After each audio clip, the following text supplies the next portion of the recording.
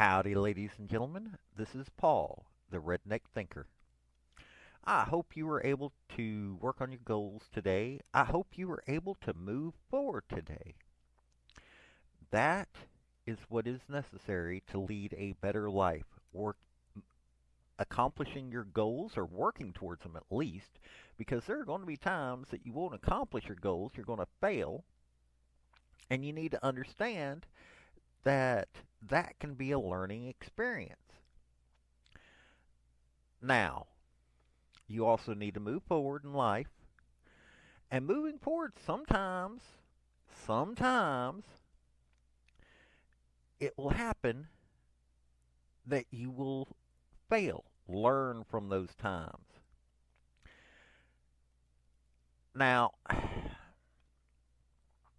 I listen to conservatives on the internet. I don't do it all the time, but I do listen to them on occasion. And I have noticed that there are quite a few that are making money by making us think that there is no way forward. They sit there and make money off of making sure that you're despairing what's going on in life. But that don't being in despair does not have to happen. There have been times in which folks have sat there known that the situation wasn't at its best.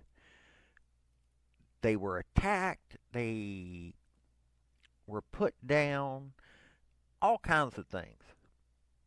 But let me tell you, they didn't despair. They moved forward. They worked. Now, there was a time in Virginia, just before the Revolutionary War, in which, here in Virginia, the folks who weren't Anglican had a lot of reason to despair. Baptist and Presbyterian ministers kept going to prison. The Anglican majority held sway in every aspect of life. And anybody who wasn't Anglican was looked at as an interloper. Thus the name, dissenter. That's what they were called. Didn't matter if they were Baptist, didn't matter if they were Presbyterian, they were called dissenters. Well, let me tell you, they kept working towards their goal. They kept working to make sure that they had freedom. Now, they had gone through all of this, and then comes the Revolutionary War. Now, they saw far more tolerance from the British government than they did from the Virginia settlers. They saw more. And every time that they had good things going on, it was when the British were in charge of this colony through the British governors. Now, they could have sided with the British. In North Carolina, the Scottish, the Presbyterians, did side with the British. 1,000 Scottish came from the mountains, and they sided with the British. But the Presbyterians and the Baptists, they communicated with the Anglicans. And the Anglicans knew that if they were to do what was right to get this into a free country, that they would have to work with the dissenters, as they called them. So, the dissenters said, hey, if we're going to work with y'all, we're going to need more than toleration. We're going to need more than empty words. Well, when the Virginia Constitution was made, that freedom was put into the Virginia Constitution. Thomas Jefferson, James Madison both worked towards that. Patrick Henry worked towards that. Now, the folks that were Anglican thought, hey, we can bypass this some. But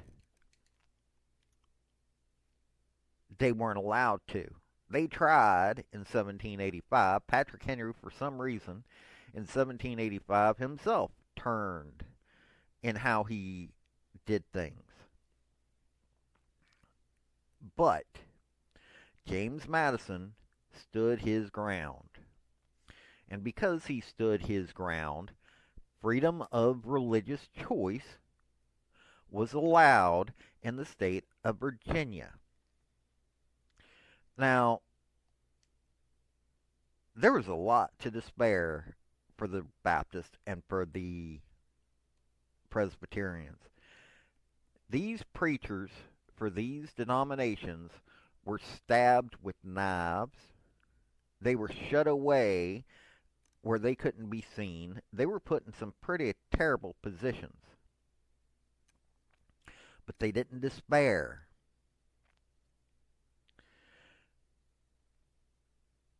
You go to the beginning of World War II. Now, we had just been attacked by the Japanese at Pearl Harbor, at the Philippines. We were attacked, and we didn't have an answer to what was going on. We had one advantage, which was that we could read some of the communications from the Japanese. But we didn't have the men in uniform. We didn't have the experience. We didn't have the ships to be able to handle the Japanese. Now, we had a fighting spirit, but there was some despair. You had a lot of folks that were panicking. I mean, not to mention, just before the war, you had a whole bunch of folks that were letting their racist tendencies get the better of them. That was kind of what happened when it came to the Philippines and when it came to Pearl Harbor.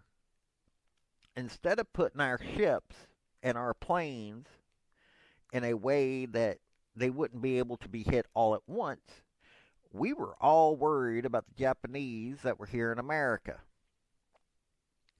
And so, we had our ships and our planes bunched up, and they got destroyed quickly. We had Wake Island, that became known as the Alamo in the Pacific. Those men withstood attacks and gave as good as they got for a little while. But they didn't have the manpower. And when they should have gotten the manpower, it was turned back.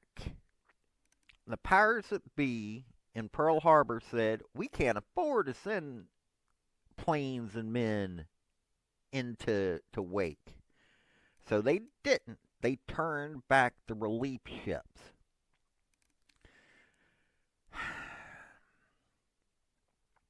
There was a lot to despair.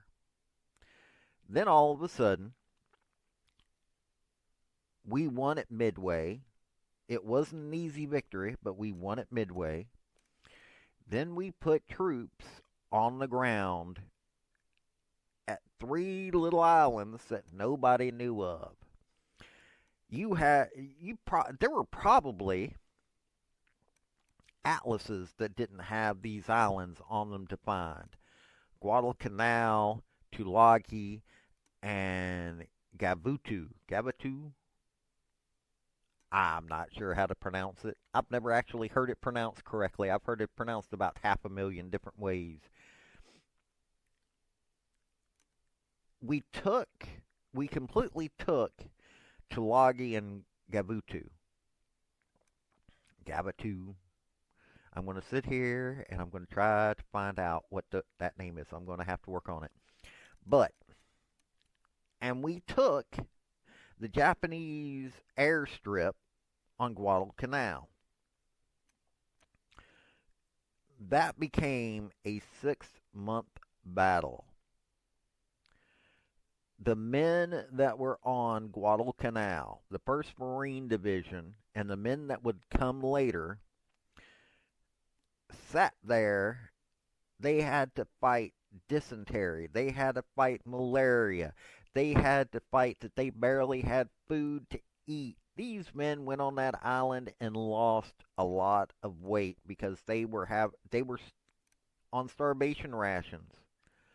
But those men held. Those men with very little held when they could have despaired.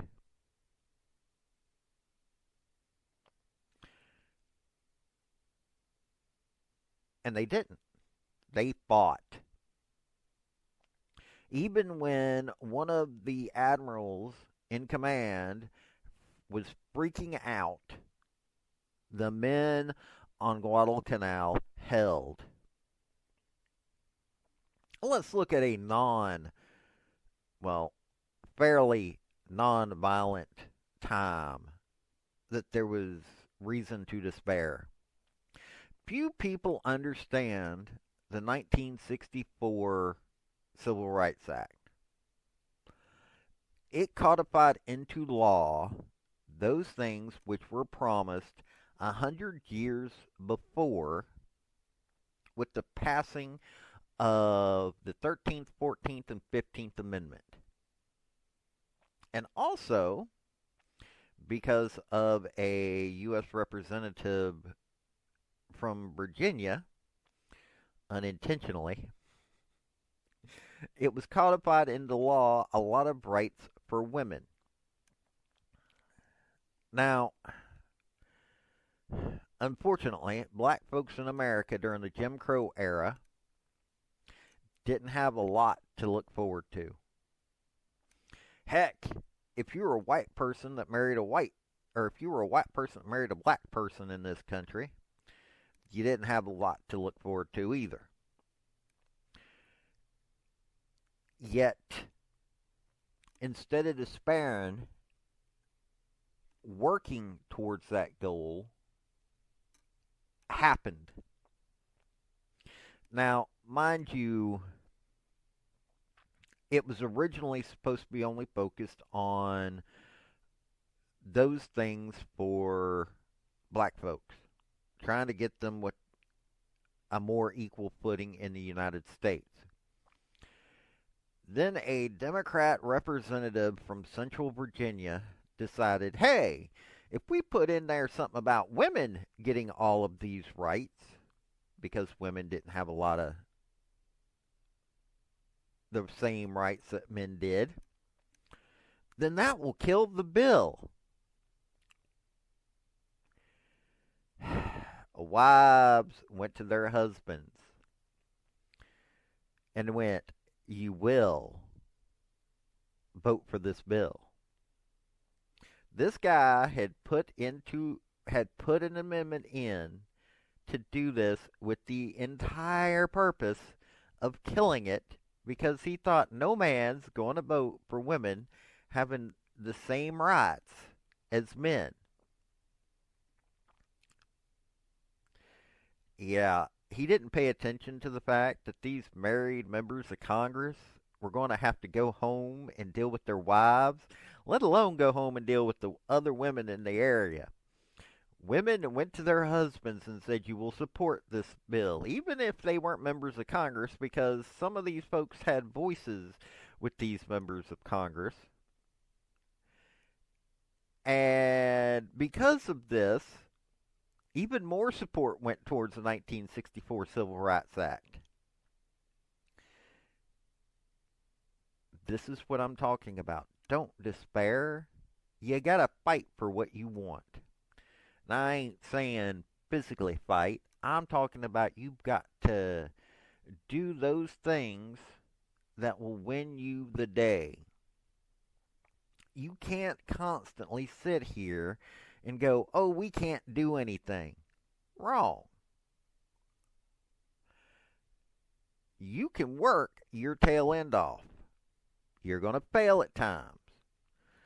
But if you keep working towards your goals and learning from those failures, see, that's one of the things that I keep realizing.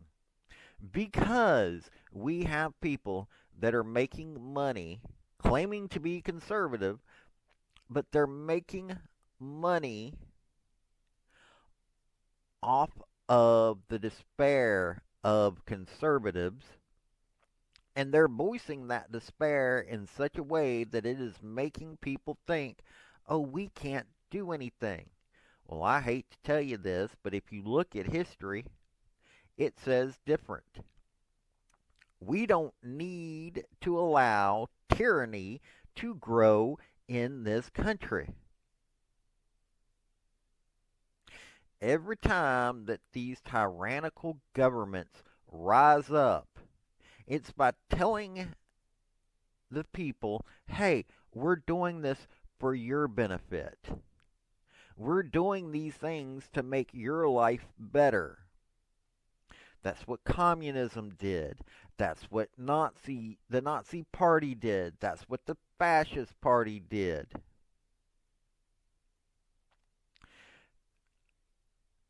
We need to stop allowing this to happen. Heck, that's how Woodrow Wilson got into power. You want to have a better country? You've got to work at it. You've got to stop allowing despair to rule what you are doing. You have got to stop going, oh, we can't fight this unless we do. No. Right now, there's a whole bunch of problems in this world. I care less about the problems of the world. I care about what's going on in this country.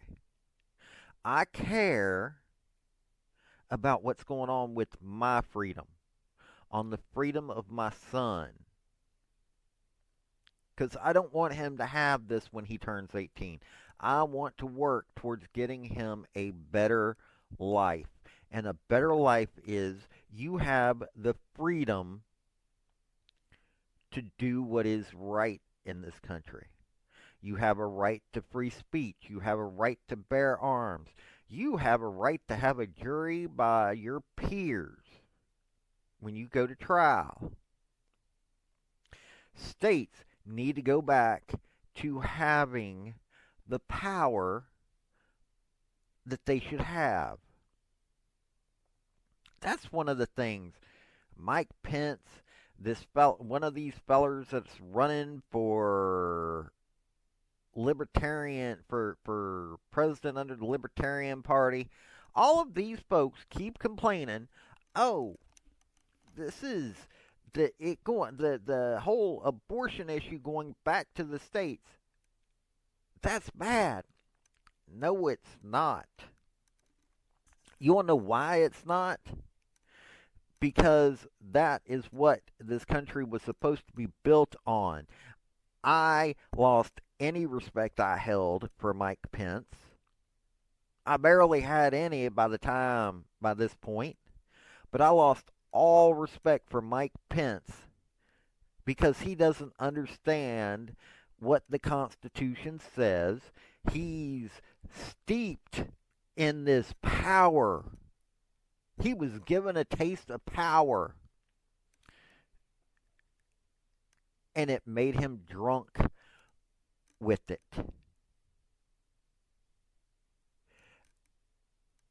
This feller with the Libertarian Party that's attempting to, I don't know what his name is. I will be perfectly honest with you. I heard him on Rumble. Him making these comments, oh, it needs to be on a federal level. No, it doesn't. We need to get back to understanding that the states are where you show whether things can work or not. We don't need a federal government intruding on every aspect of our life. Am I saying that I support abortion? I don't support birth control abortion. Medical necessity, yes, I support that. The folks that constantly attack medical necessity annoy me. Now, mind you, the medical necessity abortions are at like 0.7% of all abortions. Birth control abortions are 99.3% or something like that. I'm not that far off. I might be off by like a percentage at most.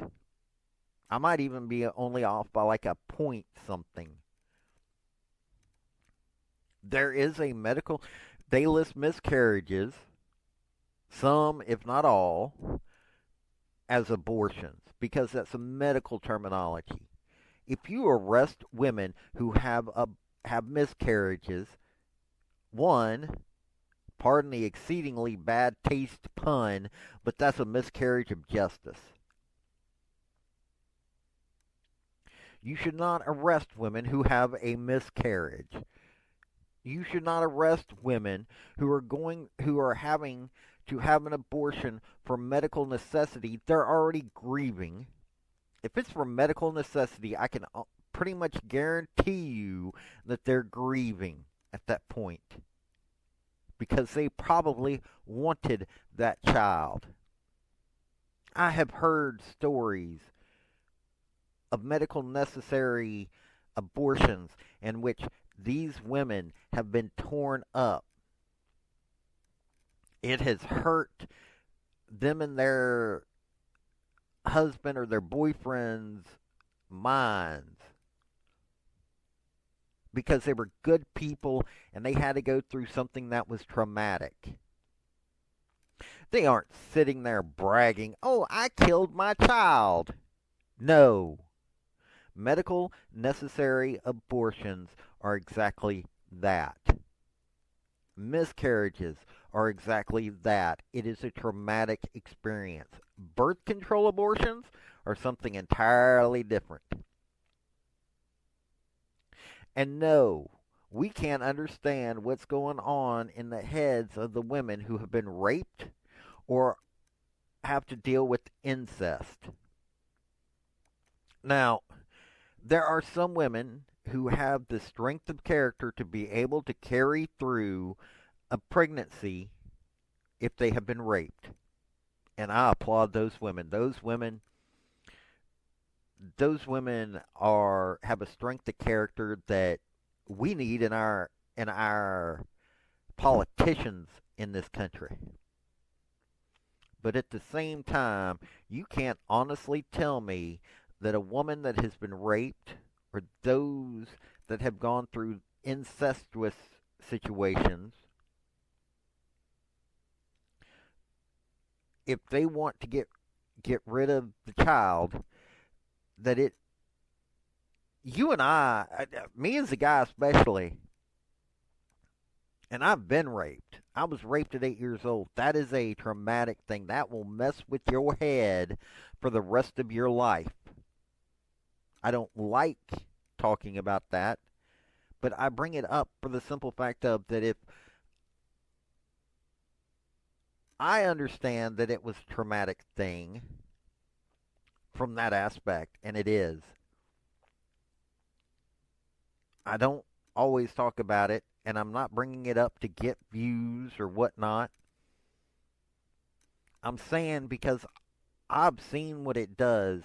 I can understand why these women make the choices that they make. It is not good for their mental state to have this happen to them. And forcing them to carry that child to term, unfortunately, is not a good thing. So, yes, it needs to be left up to the states. I'm going to leave that part of it, but it's a states' rights issue. Let it not be in the federal hands. We need to get into the habit in this country where we let states decide what they're going to do. Not every state is California.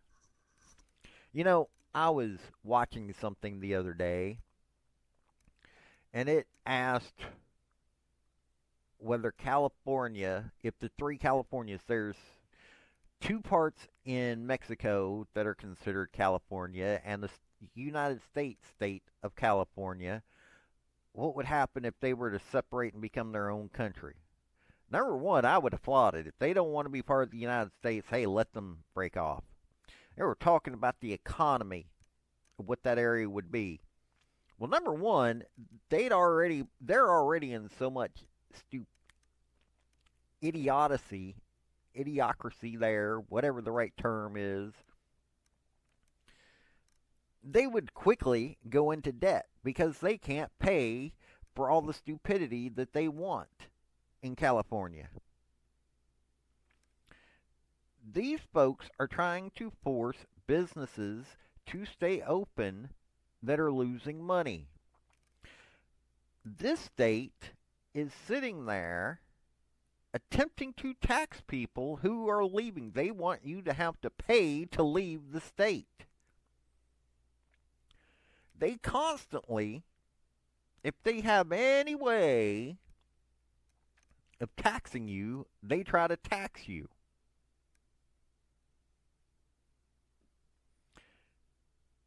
You don't want to use them as an example of how you should be. Yet people do. Oh, you want to be like California? No, you really don't. People talk about, oh, I want to get paid more money. Really? I can understand to a point that, yes, you want to get paid more money. But what do you bring to the table to make that money? This $15 an hour, $20 an hour in California isn't bringing value to the economy. Matter of fact, it's hurting the economy. All it does is if you're making more money, that means you're paying more taxes. Seriously. That's why the Democrat Party and the unions want it, because the federal government gets more money. Then that means they can hire more people, which can become union employees, and more money is going into the union coffers. That's exactly why they want it. Whereas, if we were to start cutting our spending, pay off our debt, which then could allow for us to cut taxes, we have to pay off our debt. We have to cut spending and pay off our debt. And then you can cut taxes in the way. That's something that they ain't talking about. These people that are running for Congress, and you, the taxpayers. We have a country that is so far in debt that nobody can truly understand the amount of debt that we have. Seriously. We have spent ourselves into a situation that makes no common sense. It really doesn't. Our money's backed by debt. Our money is backed by what we can get future generations to do, not by anything that is worthwhile. When people, there are economists that will talk about, oh, well, you've got to do this and that and the other thing, and debt and spending money and all this. This is good for the economy. No, it's not.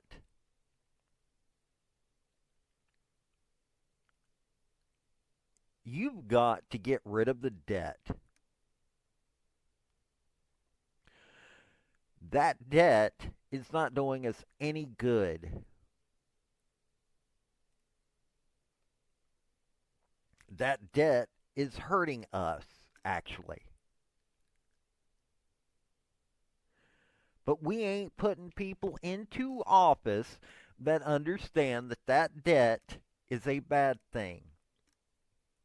Instead, we continuously have people going into office that think, oh, we need to spend our way out of the problems. We need to give people, we need to make sure that folks are making more money so they can pay more taxes so we can do more of our little pet projects. We need to give more money to all these foreign countries. I mean, that's the only thing I can figure. Seriously, that's all I can figure is their thought process. Because it does not help the economy by spending more and more and more money. They seem to think it does up there in Washington, D.C. California seems to think so. Well, I hate to tell you, it don't work. Matter of fact, it does bad things. We have debt that wasn't, according to law, is not supposed to be going to China and these other countries. Seriously, there's law that says that. But, wink wink, some of these folks that are buying up the U.S. debt are selling it to China. Why? Because they're making money that way. And China is using it to their advantage. There are other countries that are doing the exact same thing. It's an advantage to buy U.S. debt. Well, I'm here to tell you every bit of that debt needs to be paid off. Every bit of that debt needs to go away. We need to only spend what we can afford. And right now, we can't afford a whole lot. We are in so much debt, yet we're constantly sending money to other countries. We are trillions in debt. Can you honestly think back? Can you fathom in your mind what $1 trillion is? Let alone what, let's see here. I honestly don't know what the current U.S. debt is. Current U.S. debt, okay, the real debt clock. Our current debt, as of right now, the U.S. published national debt is 34 trillion. 565 billion, 576 million, 77 million. It's going up to, yeah. The truth, because of all the other silliness, the truth is we're actually $157 trillion in debt.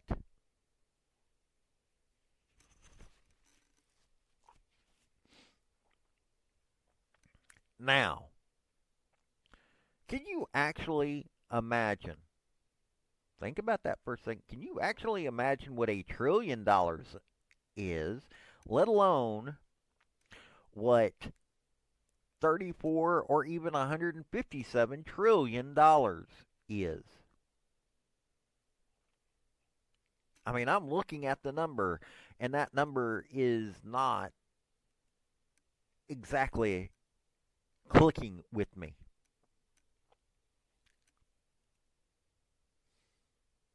Yeah, there are things that we could despair about. I'll admit it. There are reasons that you could despair about things.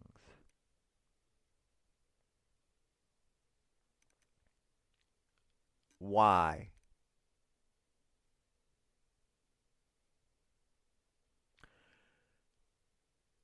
We need to focus on freedom in this country. We need to focus on people having the right to speak their minds. We need to focus on those folks that want to be prepared via the Second Amendment to be able to exercise their Second Amendment rights. Because let me tell you something, that Second Amendment, those Second Amendment rights are actually doing more good than you know. We need people that are not wanting their privacy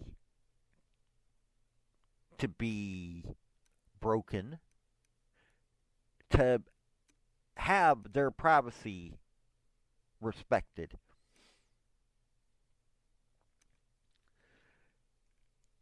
We don't need men competing in women's sports. There's a whole bunch of stuff that we shouldn't be doing. So you want to know what? We need to sit there and work on these things. And at times, we're going to lose. Right now, we're losing at things. But let me tell you, you keep working on it. We've got people that stand with us. There are people that are constantly coming over to our side because they see both the silliness and the stupidity of what's going on when it means to be Democrat.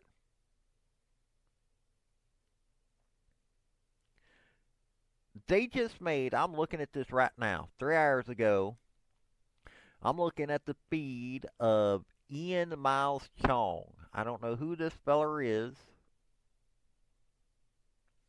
but he just posted NYPD have torn down the encampments and made mass arrests at Columbia. Now, the mass arrests were pro-terrorism people. They were people that were standing up for the terrorists that are in Palestine. That's a good thing because these folks were threatening the lives of the Jews that went to that school. They threaten the lives of Jews all over the world. That's a good thing. It's getting ridiculous that these folks have been given a bullhorn while they continuously try to shut up conservatives.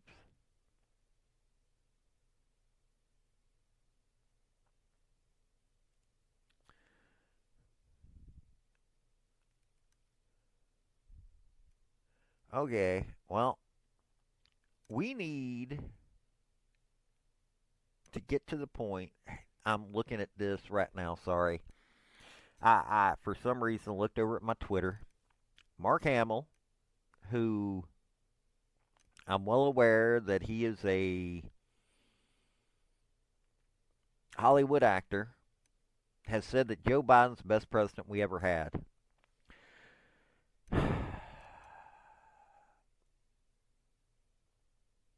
Well, maybe we need to get to the point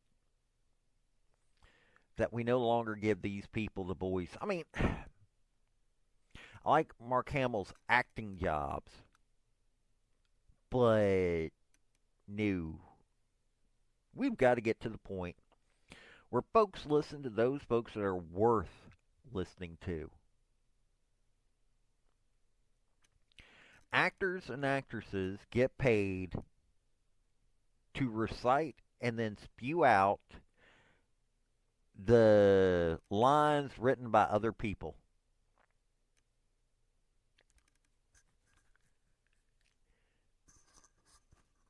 And they normally support, not every one of them, but as a or the vast majority of them support the Democrat Party. And it ain't for good in this country. It is not for good in this country.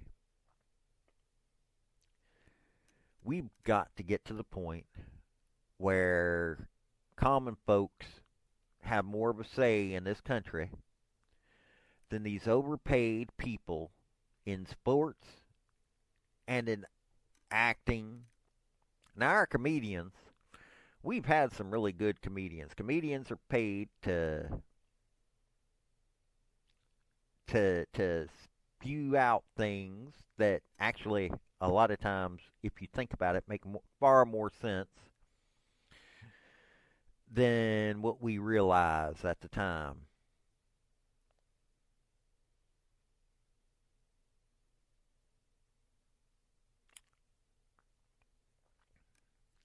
We have to quit despairing. We have to get to work. Quit thinking. Quit thinking that we can't do anything. We can. The number one thing we can do is show that we ain't lost our minds. You can't. You cannot advance in this country by despairing. There are going to be lots of times that there's going to be reasons that you're going to feel like you should despair. Don't. Move forward. Learn from whatever mistake or accident or purposeful failure it was. WNBA. Let's go to a sports thing. WNBA now has, well, okay, it's not just Caitlin Clark. If you're following sports, everybody's talking about, when it comes to WNBA, Caitlin Clark. But I'll tell you something else. Let's see here. What's this? I don't want to, I honestly try not to butcher people's names. I do a horrible job at it. Uh, let's see here. NBA All Star 3-point contest. Let's see if it has it here. It was Sabrina Ionescu. I hope I'm pronouncing that young lady's name correctly. Sabrina Ionescu. She got up there, and yes, she lost to Steph Curry. If you think about it, Steph Curry, if you listen to the folks that are from the old school, even they will admit that Steph Curry is the greatest shooter of all time.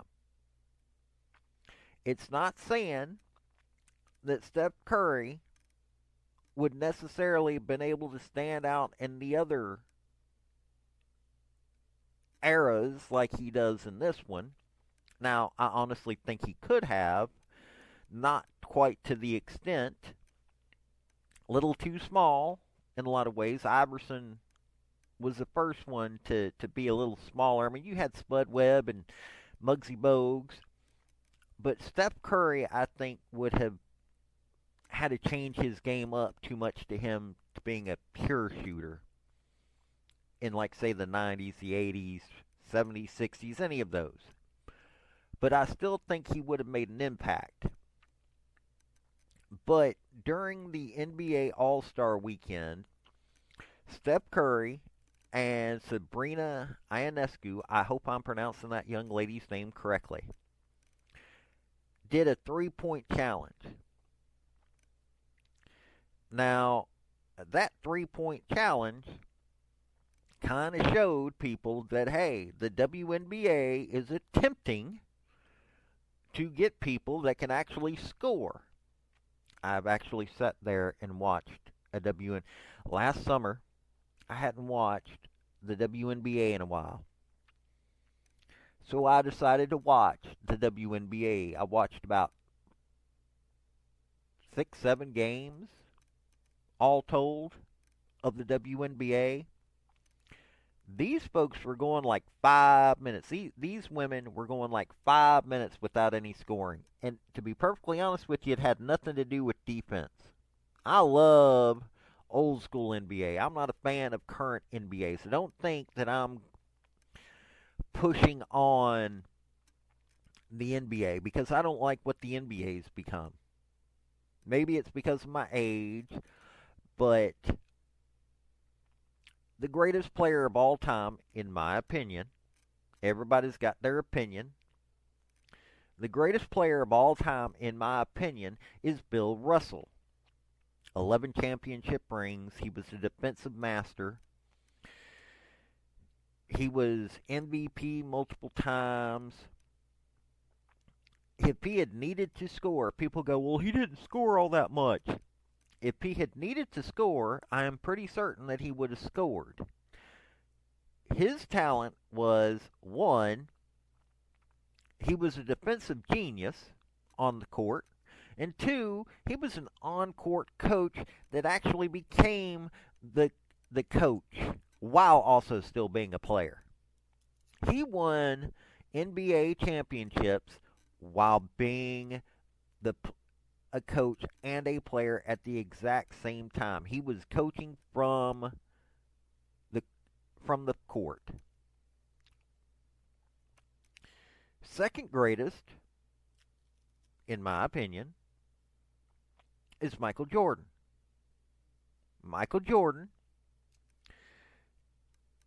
what he did went beyond the court, which it did with Bill Russell, but what Michael Jordan did was bring an excitement to the game that carried on what Larry Bird and Magic Johnson had already brought. And he carried it forward onto an international stage. You listen to international players that were coming over after Jordan that have made a mark in the NBA, and they talk about the only games we got to see were Michael Jordan, but that got us a love of the game. Well, now the WNBA now, they couldn't continue the way they were going. They were financed by NBA teams who are having their stadiums paid for by the taxpayers.